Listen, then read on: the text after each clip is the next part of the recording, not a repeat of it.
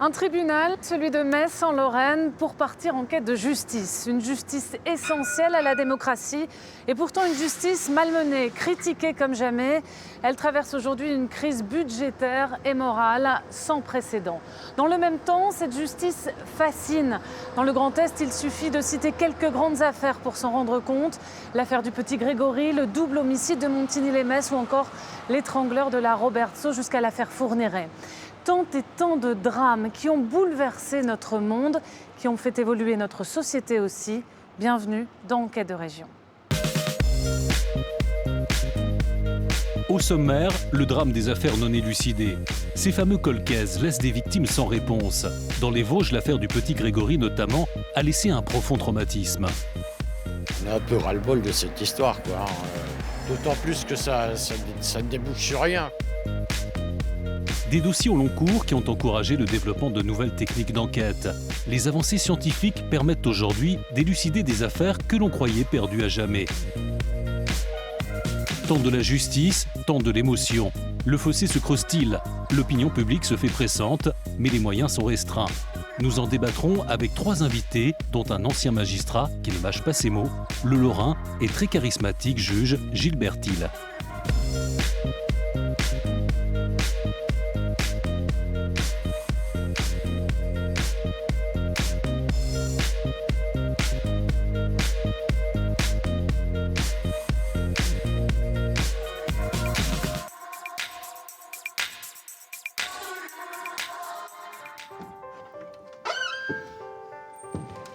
Vivre un procès dans une telle salle d'audience revient à observer en quelques regards un condensé de la société.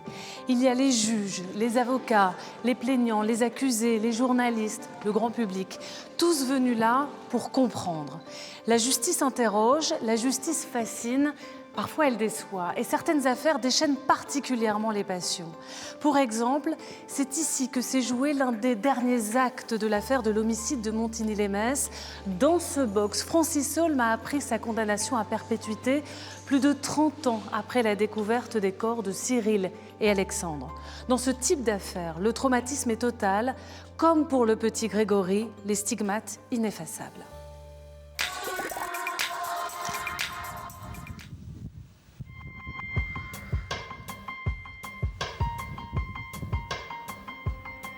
La nuit dernière, un petit garçon de 4 ans, Grégory, a été retrouvé mort dans les eaux de la Vologne, à quelques kilomètres du domicile de ses parents. L'affaire Grégory, elle occupe du monde, mais d'une certaine manière, elle hante un peu l'inconscient d'une rédaction. Vouloir entrer dans notre intimité comme il voulait le faire, c'était quand même une sorte de... C'était une violence. C'est entre ces wagons de chemin de fer sur la voie qui domine ce quartier de Montigny-lès-Metz que l'on a retrouvé hier soir Cyril et Alexandre, les crânes fracassés à coups de pierre.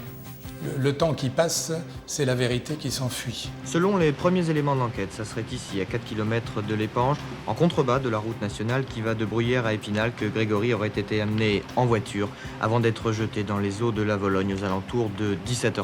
16 octobre 1984, à Docelles, les habitants sont sous le choc. Mais personne n'imagine encore l'ampleur que va prendre cette affaire. On a d'abord orienté l'enquête vers une vengeance d'ordre... Les premières déclarations de la gendarmerie de l'époque et tout ça, on dit bon ça va, on saura très vite qui a fait le coup. Donc, tout le monde, je pense, est parti là-dessus, quoi. On a su très vite. Et puis, vous voyez, comme vous le dites très, très bien, aujourd'hui, vous êtes là, je suis là, et l'affaire n'a pas avancé. Passé l'émotion du crime, c'est la pression médiatique qui va mettre les nerfs des habitants à rude épreuve. C'est le cas aux obsèques de Grégory. Un an plus tard, à l'enterrement de Bernard Laroche, ce sera presque pire. Les médias avaient loué tout ce qu'ils pouvaient louer comme fenêtre pour avoir la meilleure vue, etc. Donc vous voyez, on était vraiment rentré dans un merchandising de l'affaire, quoi. C'était plus du tout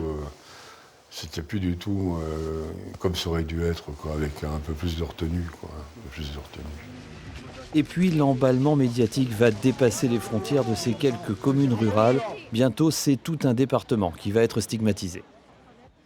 Et là, on a commencé à avoir quand même quelques textes dans les journaux ou même télé qui était vraiment très négatif pour nous. Mais tout le monde ne se marie pas entre cousins, comme certains ont dit. Les eaux froides des torrents, c'est pas vrai. Hein. Et puis, si vous voulez, ce qui nous a gênés, c'est que peu à peu, on donnait des images, notamment des images, même télé, hein, mais toujours noires. Alors les élus ont eu une idée pour redorer l'image des Vosges.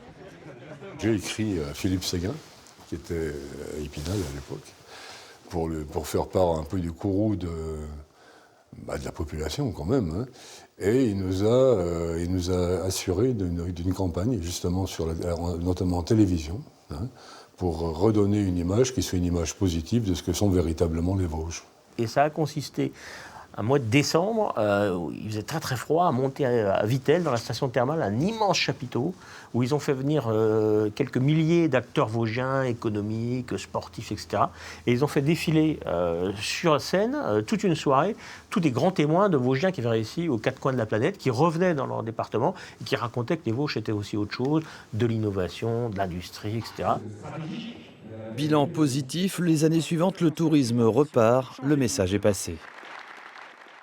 34 ans pour l'affaire Grégory dans les Vosges, 32 ans pour Montigny-lès-Metz, des affaires au long cours qui n'existaient pas avant le XXe siècle. Ce qui fait rallonger les procédures, c'est que tout d'un coup on se dit, on va peut-être vérifier quand même certaines choses. On n'est pas toujours sûr. Au départ, le coupable idéal, c'est l'étranger qui passe dans le village. Si jamais il a un truc sur lui qui vient de la maison où il y a eu un meurtre, forcément c'est lui le meurtrier. Même s'il n'a fait que passer après le meurtre, et puis qu'il en a profité pour dilapider les choses. Là, maintenant, on va se poser un peu plus de questions. Et la première qui va tenir la justice en échec, c'est elle. Jeanne Weber va tuer une quinzaine d'enfants, être poursuivie puis innocentée plusieurs fois entre Paris et Issoudun, avant d'être condamnée en Meuse. Il se trouve qu'en Meuse, à Commercy, elle est prise en flagrant délit. Elle a étranglé le petit Poirot, le fils des gens qui l'hébergeaient à l'hôtel. Et donc là, il n'y a plus de doute, on va la juger. Alors là, bien sûr, la vindicte populaire est encore plus forte, ça enfle davantage. Et là, on va finir par vraiment analyser cette personne au niveau psychiatrique. Ça demande encore du temps, etc. Il s'est passé à peu près 8 ans entre le premier meurtre et le moment où on va la juger. Le temps, c'est sans doute ce qui détermine le mieux une affaire non classée, c'est aussi ce qui rend les investigations plus difficiles. Le temps est malencontreusement destructeur de preuves et c'est sans doute le pire ennemi de l'enquêteur.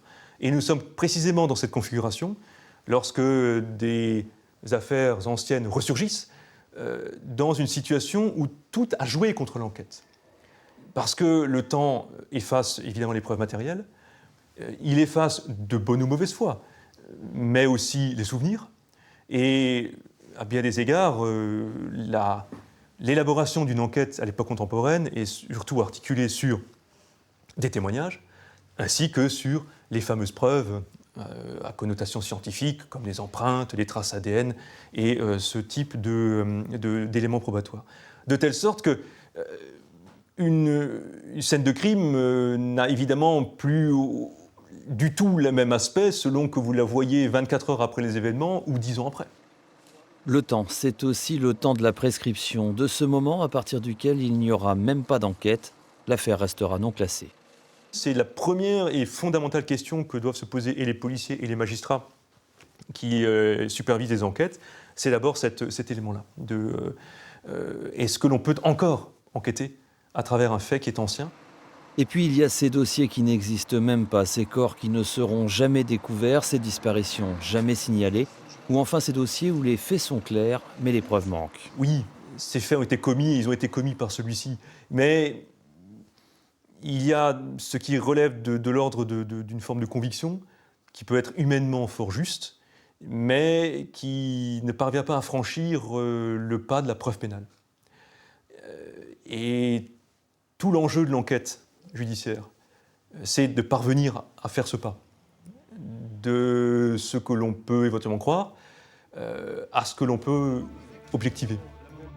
Retour dans les Vosges, l'affaire Grégory, c'est aussi une affaire de journalistes, d'une presse nationale qui transforme les protagonistes en stars et de rédactions régionales qui maîtrisent le dossier sur le bout des doigts avec des journalistes devenus au fil des années des spécialistes. Il y a des relances de l'affaire qui sont liées au niveau d'engagement et de passion que les gens vont avoir sur l'affaire. À titre d'exemple, Les anciens de la rédaction, au milieu des années 95, ont commencé à s'intéresser à l'ADN, lorsqu'il y avait des découvertes. Et une dizaine d'années après, soudainement, l'un d'entre nous, c'était pas moi d'ailleurs, a dit, mais sous le timbre du corbeau, il y a forcément l'ADN du corbeau. L'affaire est résolue, c'est terminé. On a fait un article en disant, mais est-ce que les enquêteurs...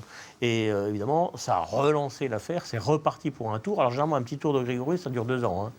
Mais à l'échelle des 33, bientôt 34 années écoulées, finalement c'est peu, un tour de manège de 2 ans.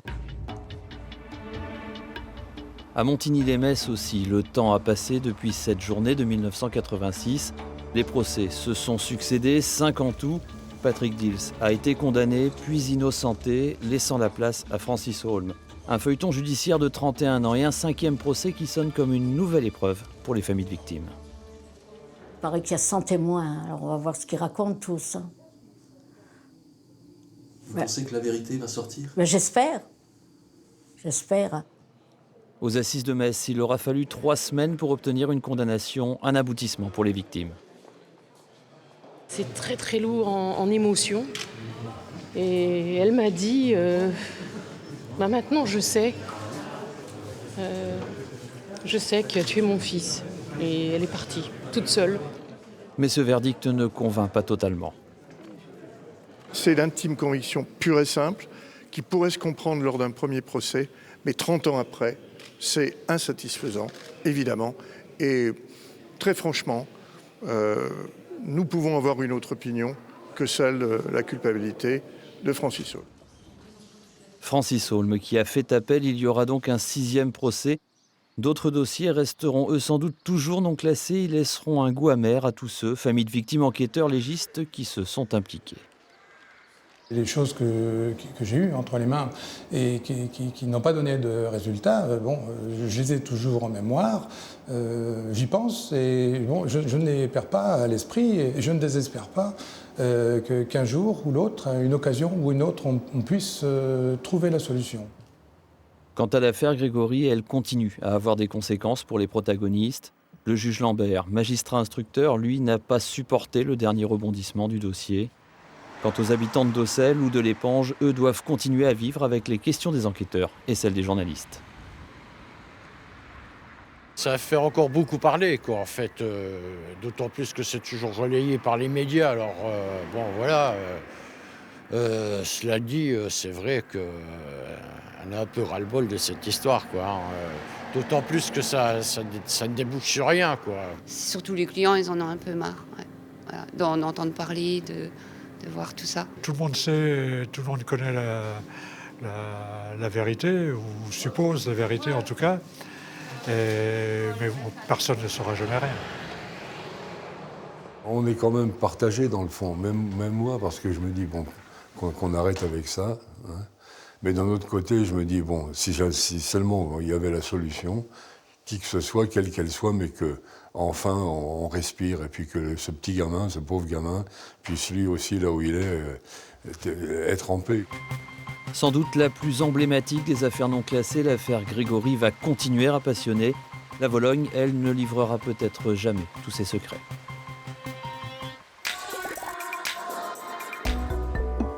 Les affaires non élucidées malmènent le système judiciaire.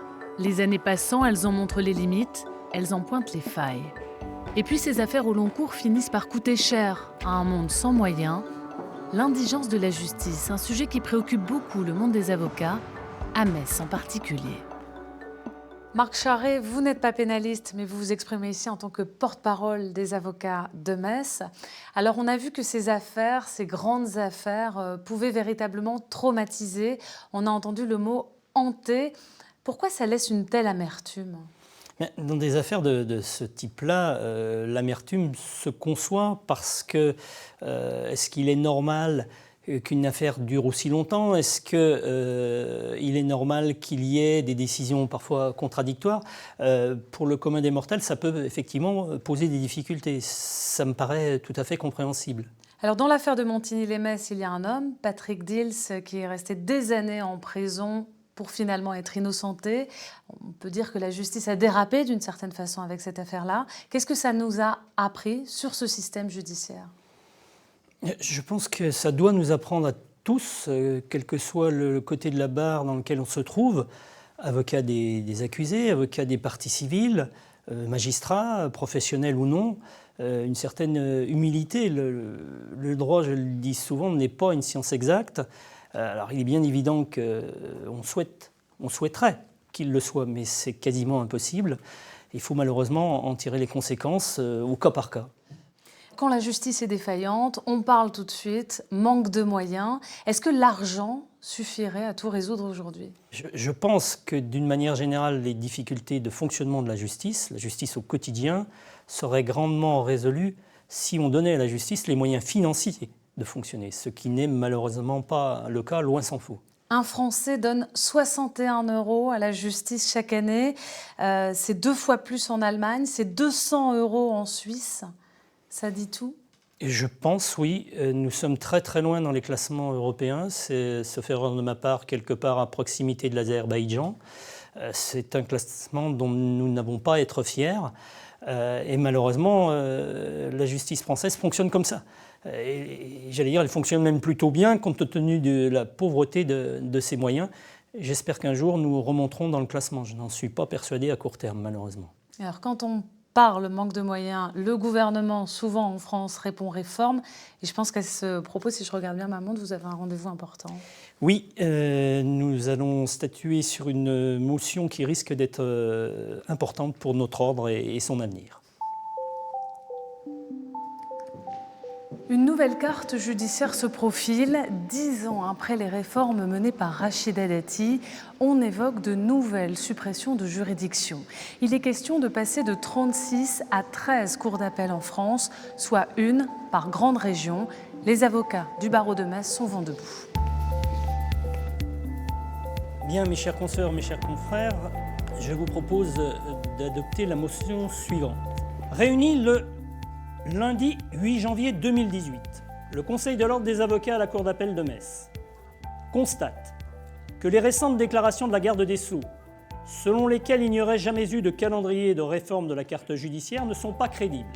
Invite la chancellerie à renoncer à une telle réforme, en ce qu'elle serait contraire à l'intérêt des justiciables, à la qualité du service public de la justice et à l'égalité des territoires. Donne tout pouvoir à M. le bâtonnier pour engager toute action nécessaire au maintien des 3 tribunaux de grande instance de Thionville, Sarreguemines et Metz, et de la Cour d'appel de Metz, dans la plénitude de leurs moyens juridictionnels et financiers. Qui est pour l'adoption de cette motion ? Qui est contre ? Qui s'abstient ? La motion est adoptée à l'unanimité. Je vous remercie. Mesdames, Messieurs, Monsieur le bâtonnier, vous venez de faire donc voter une motion dans laquelle vous expliquez les inquiétudes du barreau de Metz quant à la suppression éventuelle de la cour d'appel. Ce n'est pas la première fois que vous êtes inquiet ici. Qu'est-ce qui menace particulièrement cette cour d'appel ? Bien, comme en 2007, nous avons reçu des renseignements et des documents particulièrement précis, laissant supposer que nos juridictions, et notamment la cour d'appel de Metz, étaient menacées, au même titre d'ailleurs que l'un ou l'autre des tribunaux de grande instance de Thionville ou de Sarreguemines. Les avocats en région sont installés aussi dans des cabinets. Est-ce que ça n'est pas la défense d'une profession qui est aussi au cœur de ce mouvement ? Bien évidemment, nous défendons notre profession, mais nous défendons surtout l'intérêt du justiciable et l'intérêt de la démocratie, parce que limiter le recours au justiciable par le biais d'une réforme qui ne dit pas son nom, c'est totalement antidémocratique et inacceptable. C'est le but de notre mouvement.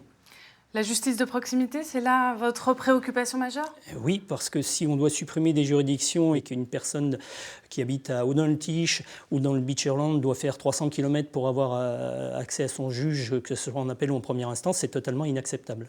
Ce début d'année est déterminant pour le sort des cours d'appel partout en France. À Reims, on a par exemple proposé d'être une zone de délestage pour Paris qui est surchargée au contraire. Qu'est-ce qui pourrait sauver la tête de la Cour d'appel? Nous avons tenté de démontrer, par le biais notamment d'une étude extrêmement détaillée que nous avons remise au service de la chancellerie et que la juridiction de la Cour d'appel de Metz dans son ensemble fonctionnait très bien. C'était une cour qui avait un rendu par rapport aux durées de procédure extrêmement intéressant, alors que les cours que je qualifie habituellement de mastodontes, par exemple Aix-en-Provence ou Montpellier, ne fonctionnent pas. Donc créer de nouvelles cours mastodontes ne résoudrait en rien le problème de l'accès à la justice. Merci beaucoup, monsieur le bâtonnier. La justice manque de moyens, elle n'est pas figée pour autant. Les enquêteurs disposent désormais d'outils scientifiques de pointe, des outils qui ont permis d'élucider de vieilles affaires, en Alsace notamment.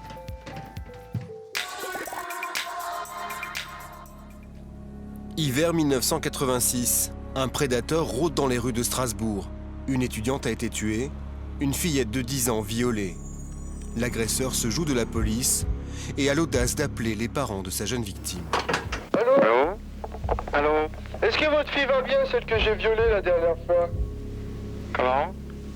Elle va bien, c'est bien remis? Qui est à l'appareil? Celui que l'on appelle l'étrangleur de la Robertsau est introuvable. Bernard Claude était inspecteur divisionnaire. C'est lui qui a perquisitionné l'appartement de l'étudiante, relevant les indices, dont une empreinte palmaire, une trace de paume de main, laissée sur le verre de la coiffeuse de la chambre. Une belle empreinte, mais ce n'est pas une empreinte digitale, manifestement. À l'époque, on en a donc discuté avec le collègue de l'identité judiciaire et il m'a dit oui, elles sont bonnes, mais on ne pourra rien en faire dans l'immédiat. Le policier de 39 ans le sait, à l'époque, il n'existe aucun fichier d'empreinte palmaire. Il décide néanmoins de la conserver. Un peu intuitivement, j'ai dit ça peut peut-être servir. Quand? Ça, alors là, et sur qui et comment, je ne pourrais pas vous le dire. C'est près de 30 ans plus tard que cette intuition va payer. Depuis 2010, les empreintes palmaires des criminels et des délinquants sont systématiquement prélevées et intégrées au FAED, le fichier automatisé des empreintes digitales. Justement, en 2011, un homme vole un portefeuille dans le sud de la France. Cette empreinte correspond à la trace de 1986. L'étrangleur est identifié, il s'appelle Nicolas Charbonnier et sera condamné en 2016 à la réclusion criminelle à perpétuité.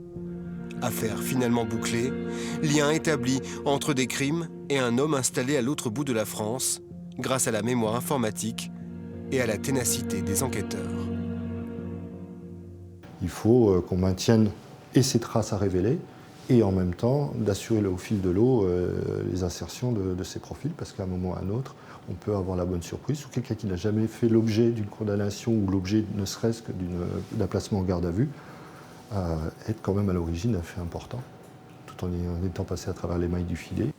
Au milieu du bureau, une pile de dossiers rouges, les crimes non résolus. C'est des affaires qu'on va garder immanquablement. C'est des affaires qu'on ne va pas perdre de vue, parce que c'est l'idée. On a des traces non résolues sur les affaires criminelles, et effectivement, en la matière, on ne lâche jamais. Les cold cases, affaires non résolues, la hantise des enquêteurs, qui savent qu'ils peuvent de plus en plus compter sur les progrès de la science.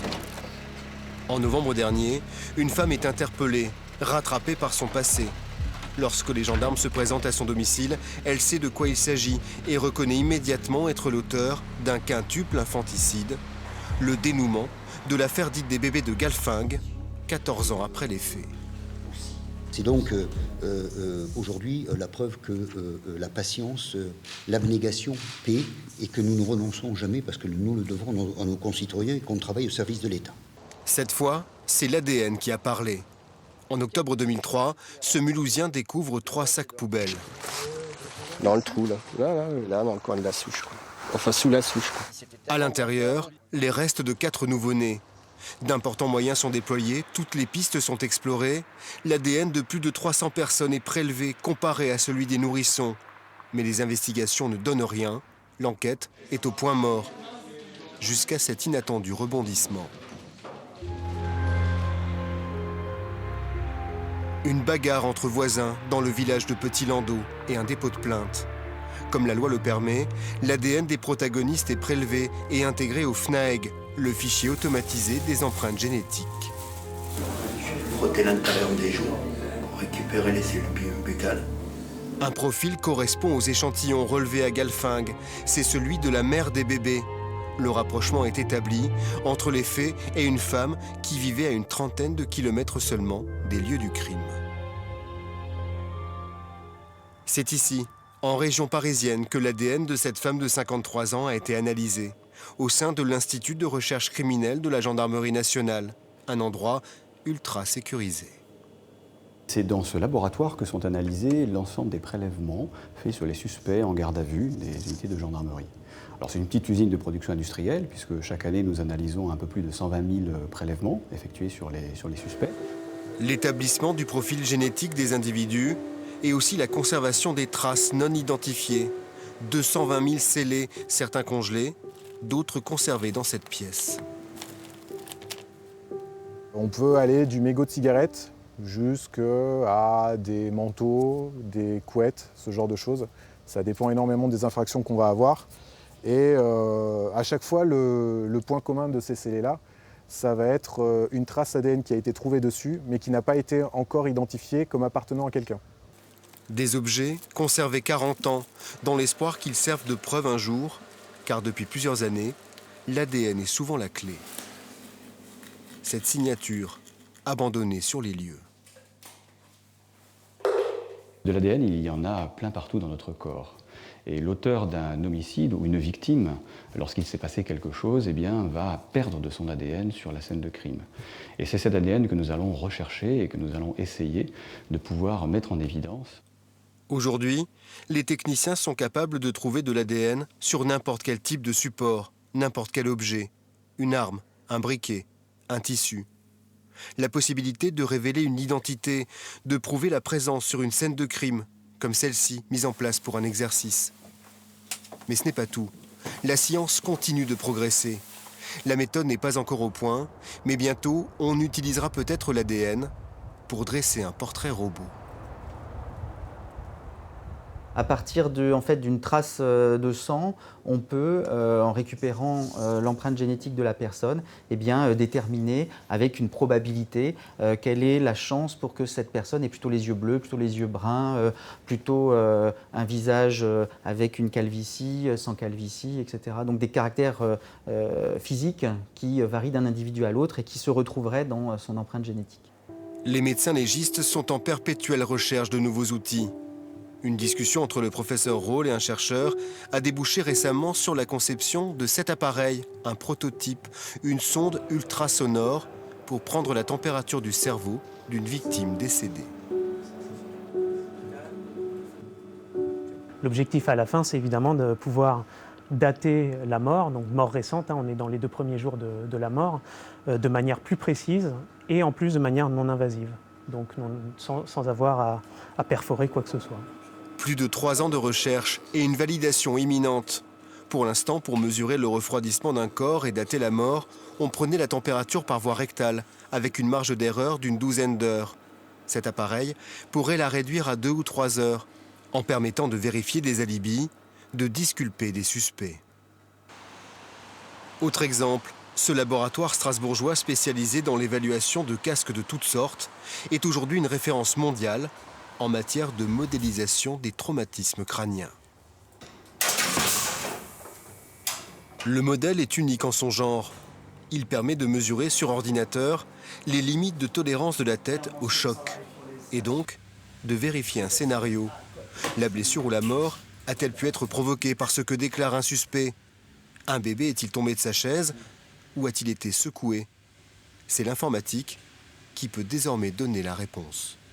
Nous avons un exemple ici de manche de hache qui a été utilisée pour fracasser le crâne de quelqu'un. Et puis les juges et les avocats se demandaient si cette personne de faible corpulence était capable de fracasser le crâne de quelqu'un. Donc on a ici un exemple d'explication. On la simule et on répond à la question que oui, avec telle vitesse, tel matériau impactant une tête humaine dans ces conditions provoque une fracture du crâne. Les techniques d'enquête évoluent au rythme des progrès de l'informatique. Les ordinateurs ont une mémoire et une puissance de calcul colossale. Aujourd'hui, ils sont partout, y compris dans les appartements ou les poches des délinquants et des criminels. Téléphone portable, ordinateur, clé USB, Internet, Darknet. Le numérique est présent dans l'ensemble des enquêtes, que ce soit de la plus simple à la plus complexe avec des modes opératoires très sophistiqués. C'est un domaine qui est évidemment en perpétuelle évolution. La police judiciaire a donc décidé il y a un an de mettre en place partout en France des LION, des laboratoires d'investigation opérationnelle du numérique. Ces policiers sont des investigateurs en cybercriminalité spécialisés. De la scène de crime au suivi de l'enquête, ils assistent leurs collègues, capables de mettre le doigt sur la moindre faille. Et les gens sont des fois étonnés de ce qu'on peut retrouver. Ce qu'ils pensaient effacé, supprimé depuis longtemps, nous on va le remonter. Et ils ne contestent pas parce qu'ils savent qu'un jour c'était sur leur appareil. Mais ils sont étonnés, ils disent « Ah, ils l'ont retrouvé ». Et ça, des fois, ils sont stupéfaits, ils n'imaginent pas. Donc là, c'est sûr, c'est le même fichier. Il faut essayer d'aller au moins aussi vite. Plus vite que les délinquants, c'est difficile. Ils ont toujours un peu comme gendarmes et voleurs. Depuis tout le temps, ils ont toujours un coup d'avance. Mais il faut qu'ils aient le moins de coups d'avance que nous. Et si on peut même anticiper, des fois, c'est l'idéal. De plus en plus souvent, le gendarme est plus rapide que le voleur, plus malin, plus armé informatiquement. Dans le domaine, Anacrime est un gros calibre. Anacrime est une suite logicielle utilisée par la gendarmerie depuis une vingtaine d'années. Un outil puissant, capable de brasser des milliers de données rentrées manuellement par les enquêteurs et de faire des liens, des recoupements. Les liens ils vont être faits notamment sur des réservations d'hôtels, sur des vidéosurveillances, sur des stations-service, sur des locations de véhicules. Ce jour-là, une opération hors norme est menée conjointement en Roumanie, en Allemagne et en Belgique. Le démantèlement d'un réseau de trafic de produits phytosanitaires. 11 cibles, 9 interpellations. Anacrime et plus de 8 mois d'enquête ont permis de faire le lien entre une dizaine de vols perpétrés en France dans des entreprises et des comptoirs agricoles, comme ici, dans cette société de négoce à Dannemarie. Au pied de bûche, ça a été forcé. Des milliers de litres de produits dérobés. Les palettes étaient stationnées là. Donc on a vu qu'il manquait des palettes. 6-7 palettes, quoi. Un travail de spécialiste. Les produits étaient ciblés, destinés au marché parallèle roumain. Des semences, des engrais, des insecticides. 1 million d'euros de préjudice estimés en tout. L'intervention, pilotée depuis la section de recherche de Strasbourg, est un exemple de coopération européenne. Ils ont appelé de Fribourg, ils ont appelé Dresde. Donc c'est revenu. Donc il sera présenté lui cet après-midi auprès du magistrat allemand. Un domaine dans lequel les progrès ont été nombreux aussi ces dernières années. Grâce à cette coopération, je pense qu'on a réussi à démanteler, à annihiler un véritable réseau criminel, une entreprise criminelle parfaitement organisée, itinérante, très itinérante à travers l'Europe et composée à la fois d'organisateurs, de resellers, de transporteurs et de voleurs. Donc je pense que c'est un coup décisif porté à ce groupe qui faisait très mal à nos entreprises. De quelques faits isolés, les gendarmes ont pu remonter les pistes, identifier 10 affaires et aller chercher les auteurs chez eux, à l'autre bout du continent. Ce qui était impossible il y a quelques décennies ne l'est plus forcément. Les progrès de la science, de la technologie, de la communication permettent de surmonter les obstacles, de dépasser les frontières, de remonter le temps. Avec derrière les machines, des femmes et des hommes dont la patience, la détermination et le flair restent des éléments déterminants.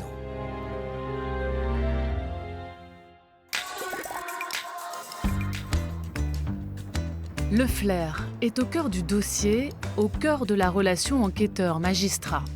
Ce duo est bien souvent la clé de l'affaire. Voici ce qu'en pense un ex-capitaine de police et un ancien juge d'instruction. Patrice Henry, y a-t-il de ces affaires qui vous hantent, des affaires non résolues qui vous obsèdent, encore aujourd'hui à la retraite? Alors, des affaires non résolues, je veux dire, qui me hantent, non. Mais par contre, des affaires élucidées qui me hantent, oui. Et notamment, je me souviens, mais alors comme si c'était hier, être intervenu lorsque j'étais à la PJ de Strasbourg, en antenne à Mulhouse, être intervenu sur un homicide d'une petite fille de 8 ans qui avait été sauvagement poignardé dans sa chambre pendant que ses parents étaient partis faire des courses.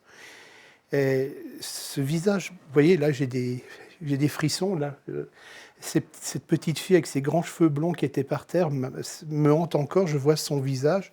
Flics, juges sont des métiers de violence. Vous êtes confrontés à la violence humaine sous toutes ses formes. Ce sont des métiers qui ne peuvent pas laisser insensibles ceux qui les exercent. Oui, c'est vrai. Gilles Bertil, vous avez instruit l'affaire Guy Georges, celui qu'on a appelé le tueur de l'Est parisien. Oui. Cette affaire a précipité la création du fichier automatisé des empreintes génétiques. Quelle a été votre intuition à ce moment-là? Comment ça s'est passé? On a eu la conviction qu'il n'était pas possible que cet individu-là ne soit pas déjà passé entre les mains de la justice ou à tout le moins des services de police. Donc on avait un ADN qui, au fil du temps, est devenu commun à un certain nombre d'affaires. Donc on savait que c'était le même individu, mais on n'avait pas, bien sûr, son identité. Et à partir de cette constatation, eh bien, j'avais demandé à l'époque aux différents laboratoires de rechercher manuellement dans tous leurs fichiers si cet ADN inconnu avait déjà été trouvé quelque part. C'était nouveau à l'époque de faire ça? J'ai été le premier et je crois le seul à le faire. Et lorsqu'on s'est aperçu, après l'identification de Guy Georges, donc au mois de mars 1998, que si ce fichier automatisé des empreintes génétiques avait été mis en place en 1995, eh bien, Guy Georges aurait été arrêté en 1995. La traduction, c'est qu'il y a 2 victimes qui seraient encore en vie. Je comprends que le débat existe. Dès le moment où vous créez un fichier, c'est potentiellement, avec quelques guillemets, liberticide. Le tout est de savoir pourquoi vous le créez, ce que vous mettez dedans, la traçabilité des consultations et pendant combien de temps vous conservez les données. Il y a une phrase assez désastreuse qui circule beaucoup auprès de l'opinion publique. On dit souvent « la police arrête les délinquants et le juge les remet dehors ». Ça, c'est de la démagogie politique. La police les arrête et les juges les relâchent, sous-entendu systématiquement les relâchent. Nouvelle fois, je vous dis, la justice n'est pas parfaite. Et il y a un certain nombre d'interrogations qu'on peut nourrir à son encontre. Mais cette formule, elle est bien trop réductrice. Parce que les pays dans lesquels la police les arrête et puis il n'y a pas de juge derrière sont les pays totalitaires. La police a un travail à faire, la justice a le sien. Moi, personnellement, je ne me suis jamais permis de critiquer quelque décision de justice que ce soit. Déjà, d'une part, c'est punissable par la loi. Et puis, en fait, je ne me voyais pas critiquer un magistrat sur une décision qu'il a prise. Le fossé est aujourd'hui immense entre une population de plus en plus procédurière et une justice sans moyens. Internet devient alors un véritable défouloir. Sur les réseaux sociaux notamment, les décisions de justice sont commentées, partagées, critiquées, parfois avec une extrême violence. Vous ne verrez pas son visage, la loi ne nous autorise pas à vous le montrer. Celui d'une enfant de 17 mois blonde, sourire franc, yeux rieurs. Loana est morte des suites de coups et de blessures dans la nuit du 26 au 27 décembre 2013 à l'hôpital américain de Reims. Sur les photos prises alors, publiées plus tard sur Facebook, son visage est tuméfié.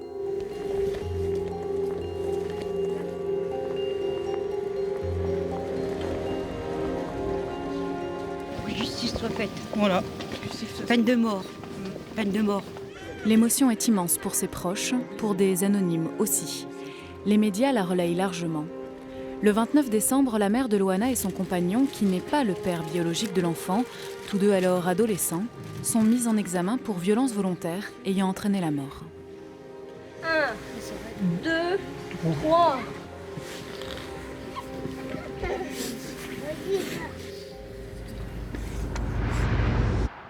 Trois ans plus tard, le tribunal de Reims rend une décision de non-lieu.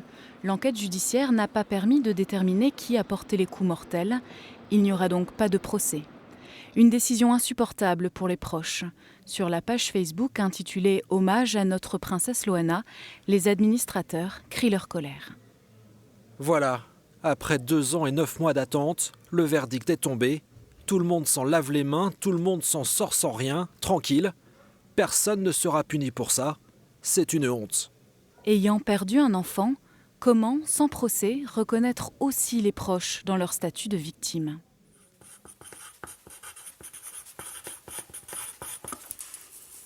On a dit à la victime qu'elle n'avait pas le droit de se faire justice à elle-même, donc qu'il fallait qu'elle délègue cette œuvre de justice, et du coup, elle en attend tout. Et elle en attend d'autant plus tout que c'est dans l'air du temps, tout le monde a un peu tendance à lui dire « mais tu verras, ça ira mieux après le procès, et tu verras, le procès, ça va régler les choses ». C'est parfois au moins partiellement vrai, ça ne l'est pas toujours, et puis il n'y a pas toujours un procès. Le procès pénal, c'est réellement entre la société et le mis en cause. On va juger en fonction de l'acte accompli, on va juger en fonction de la personne mise en cause, et évidemment en fonction des éléments de preuve qu'on aura pour la mettre en cause. On ne va pas juger en fonction de la victime. Et c'est ça qui fait que la justice est absolument juste pour la société, mais c'est aussi ça qui fait qu'elle peut paraître parfaitement injuste, qu'elle est parfaitement injuste pour la victime. Un sentiment d'injustice dont l'institution a parfaitement conscience. Au tribunal de Reims, tous nos interlocuteurs s'accordent à dire qu'il faut poursuivre les efforts de pédagogie.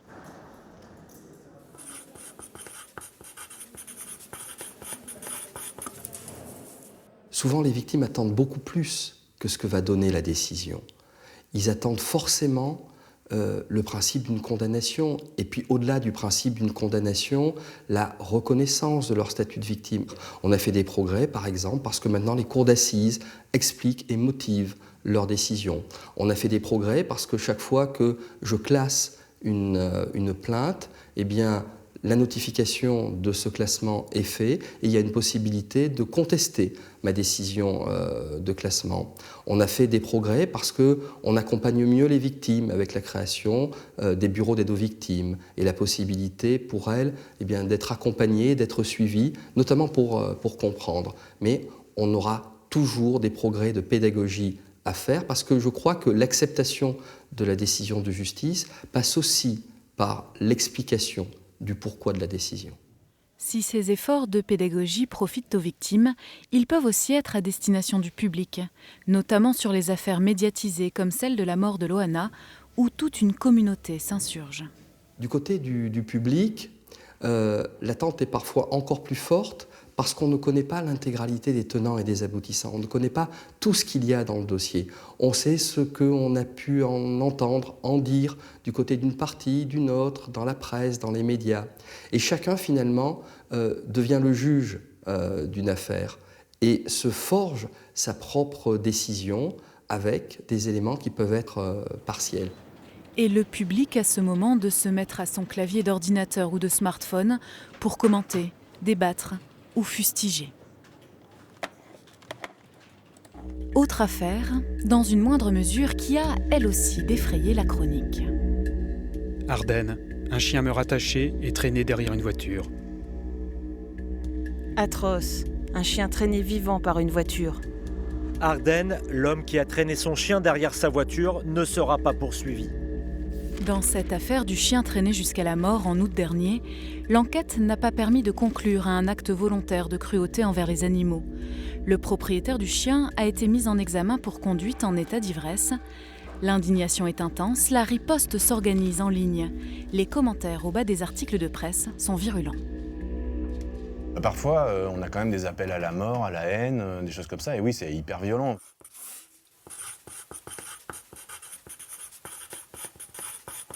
Les internautes se renvoient aussi la parole. Alors c'est intéressant parce que parfois même ils s'auto-régulent en fait. Et là du coup, nous on les laisse faire parce qu'on trouve que la discussion est intéressante. C'est un lieu d'expression aussi, hein, donc ça fait partie du jeu.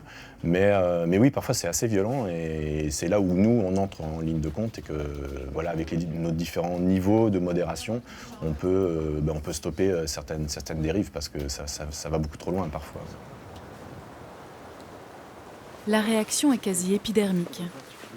En psychologie sociale, cette indignation face à l'injustice et ses répercussions sur la toile sont des sujets d'étude. On a besoin que le monde soit juste et contrôlable. Et face à ce type d'événement, finalement, on va se sentir menacé. Et généralement, quand on se sent menacé de cette manière, on va avoir besoin que les autorités répondent. Et face à une décision de justice qui est du coup incompréhensible, ce besoin n'est pas respecté. Et donc il va falloir trouver un autre moyen, peut-être le partage collectif, justement pour que les choses soient relativement stables. Dans le cas de la mort de Loana, comme dans l'affaire du chien traîné par la voiture, qui sont pourtant sans comparaison, l'action collective a pris la forme de partages sur les réseaux sociaux et de pétitions qui ont récolté des milliers de signatures. Internet n'apporte pas de nouvelles choses. Les gens vont penser de la même manière ou agir de la même manière qu'ils auraient pu le faire autrement. Mais Internet arrive avec des nouvelles caractéristiques. C'est surtout en termes d'anonymat. Sur Internet, il y a beaucoup de personnes qui vont utiliser un pseudo et du fait de cet anonymat vont se permettre un certain nombre d'actes et notamment des propos répréhensibles, des propos qui peuvent extrémiser du fait de l'anonymat. Et c'est véritablement ça la plus-value pour les individus dans l'expression sur Internet. Le numérique a accéléré la propagation d'une opinion publique. Certains faits divers locaux deviennent plus facilement la base de débats nationaux. Dernièrement, le procès de Pontoise a focalisé l'attention. En avril dernier, Sarah, 11 ans, des Couettes, se fait aborder par un homme de 28 ans et a 2 relations sexuelles avec lui. Ce qui scandalise l'avocate, c'est que le parquet de Pontoise veut juger l'homme pour atteinte sexuelle et non pour viol, car la petite n'a pas protesté. L'enfant était sidérée, elle était figée, elle avait peur et donc elle n'a pas réagi. Et aujourd'hui, ce qu'il faudrait, c'est qu'on prenne en compte ces éléments-là, à savoir la sidération, le fait d'être figé, la peur, et qu'on n'attende pas systématiquement d'une victime qu'elle crie, qu'elle se débatte, qu'elle réagisse. Très médiatisée, cette décision du parquet a elle aussi beaucoup fait réagir sur la toile. Là encore, une pétition a été publiée.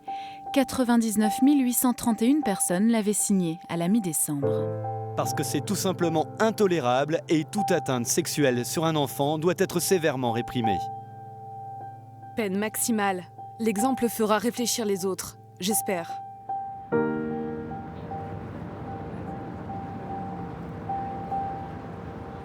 Cette colère est arrivée jusqu'aux oreilles des députés.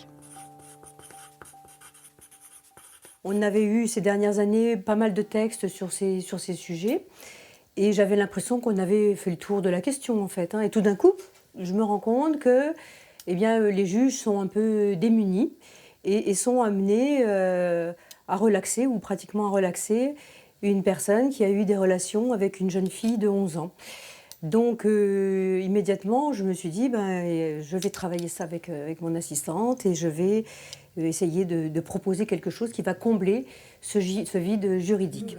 Résultat, la proposition de loi 252 pour améliorer la protection juridique des mineurs victimes de viol. La parole est maintenant à Madame Bérangère Poletti. Faut-il pour autant légiférer à chaque fois que l'opinion publique se mobilise ? Il faut absolument que tout le monde puisse s'exprimer, mais il ne faut surtout pas, je pense, légiférer sous le coup de l'émotion. Parce que là, c'est là qu'on fait des erreurs, des bêtises, on est souvent extrême dans ses émotions. Donc il faut que tout le monde s'exprime et puis que la passion s'apaise un peu et choisir la voie qui soit la plus raisonnable possible, sur laquelle on soit un maximum à pouvoir s'entendre et voter de la même manière. Je pense que rechercher le consensus sur ces textes de loi, c'est important, y compris à l'Assemblée nationale. Essayer d'amener les députés en plus grand nombre possible à adopter des textes de loi qui vont changer la société. Ça me semble être la voie la plus sage. D'ailleurs, la méthode « un fait divers, une loi » rend le droit inapplicable par le nombre de règles qu'il génère, trop important pour être absorbé en temps et en heure par les juristes. Pour la présidente du tribunal de Reims, le législateur ne doit pas seulement réagir à l'opinion, il doit la devancer.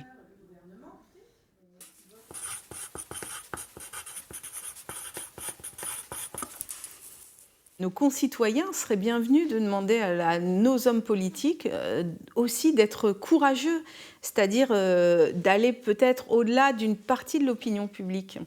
C'est toujours l'exemple qui est cité, mais quand on a aboli la peine de mort, qui était quand même une mesure essentielle dans notre démocratie moderne, et ça je le réaffirme malgré tout ce qu'on peut entendre, eh bien le législateur a osé aller au-delà de l'opinion publique. C'est ça la force des lois aussi, c'est de marquer, d'être des vrais marqueurs de la société. Au risque, bien sûr, que ces textes audacieux déclenchent de nouveaux commentaires. La majorité d'entre eux profiteront très certainement au débat démocratique. Les autres, les injurieux, les diffamatoires, les appels au meurtre, sont punis par la loi.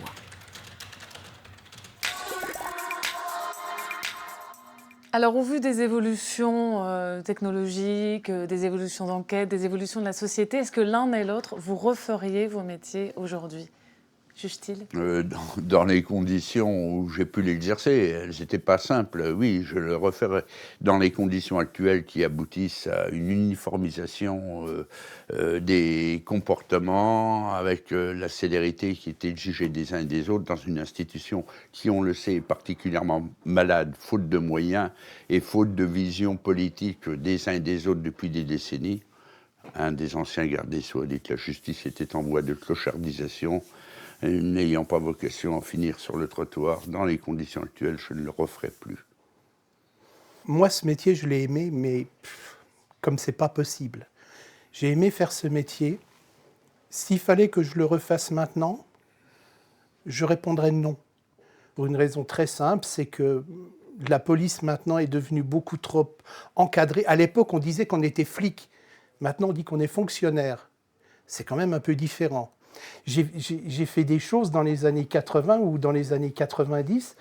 Si ça se faisait maintenant... Tu seras en prison. Vraisemblablement.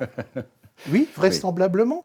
Et puis ce manque de moyens, c'est affolant. Ces différentes lois, les unes après les autres, c'est épouvantable. Donc non, je ne le referai pas. Et pourtant, j'ai croisé un voyou il n'y a pas si longtemps que ça qui m'a dit « Oui, mais flic un jour, flic toujours. » Non. Non. Flic un jour, oui. Flic toujours, non. Certaines affaires ont permis à la société de changer en profondeur. N'oublions pas que c'est dans notre région que fut gagné le combat contre la peine de mort. En janvier 1977, il y a 41 ans au tribunal de Troyes, la célèbre plaidoirie de Robert Badinter lors du procès de Patrick Henry amorce l'un des plus grands changements judiciaires de notre temps. Au-delà de la pression publique, médiatique, au-delà de l'émotion, les jurés éviteront la peine capitale à un meurtrier d'enfants.